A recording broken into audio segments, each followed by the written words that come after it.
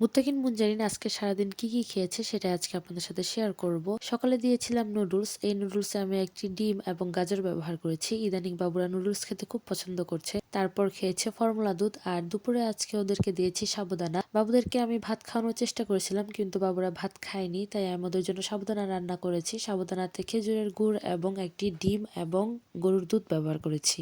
ভাত না খাক কিন্তু এই সাবুদানাটি বাবুরা খুব পছন্দ করে খেয়েছে, আলহামদুলিল্লাহ মাশাল্লাহ। তারপর বিকালে ঘুমিয়েছিল। ঘুম থেকে ওঠার পর সকালে অল্প একটু নুডলস ছিল, সেই নুডলসটি দিয়েছি এবং কয়েকটি কিশমিশ দিয়েছিলাম বাচ্চাদের ব্রেন ডেভেলপমেন্ট করার জন্য। কিশমিশ কিন্তু খুব হেল্পফুল একটি খাবার। আমি চেষ্টা করি প্রায়ই বাচ্চাদের খাদ্য তালিকাতে কয়েকটি কিশমিশ রাখার জন্য।